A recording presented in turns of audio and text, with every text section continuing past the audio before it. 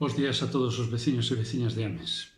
Estamos nunha situación sanitaria grave e aínda o vai a ser máis ao longo dos vindeiros días, semanas e meses. Non é alarmismo, senón unha realidade e quero pedir a toda a cidadanía responsabilidade nestes momentos difíciles. A día de hoxe, 902 persoas perderon a vida en Galicia pola COVID. En España levamos máis mortes que a poboación de Ames, por riba dos 32.000 mortos. Estamos fronte a unha crise sanitaria que se levou por diante a máis de 1 millón de persoas en todo o mundo. 1 millón de persoas. Vésome na obriga de facer un chamamento á responsabilidade, de pedir a todos e a todas que se tome isto en serio. A COVID non é unha simple gripe, a COVID non é algo que se pasa despois de estar 10 días na casa, a COVID non é un xogo, nin unha invención. É unha enfermedade grave que deixa secuelas aínda descoñecidas e que mata xente.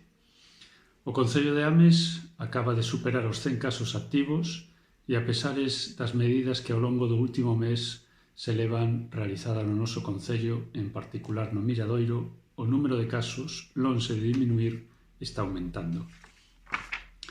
A Xunta acaba de decretar o peche perimetral de Santiago, Ames e Teo e así será tamén nas grandes cidades e áreas metropolitanas de Galicia. A partir das 15 horas de hoxe, venres 30 de outubro, os veciños e as veciñas de Ames tan só poderán desplazarse dentro do Concello e entre os concellos limítrofes de Santiago e Teo. Pero a pesares disto, eu pido que se restrinxa ao máximo o movimento e o contacto social, ao mínimo imprescindible. Sabemos que é no contacto directo coas familias, coas amizades, onde se está a producir o maior contaxio. Si queremos disfrutar dun Nadal en familia, é agora o momento de facer esforzos. En Ames, os parques e as canchas deportivas permanecerán pechadas, as actividades reducirásen ao mínimo e seguirán suspendidas aquelas que concentran maior número de xente, como son as escolas deportivas ou escolas culturais.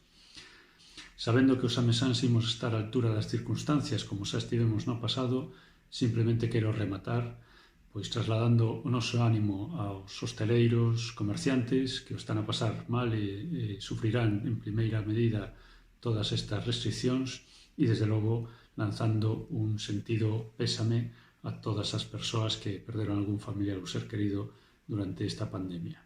Remato xa, agradecendo á cidadanía o cumprimento da norma e pedindo, unha vez máis, responsabilidade no cumprimento das mesmas.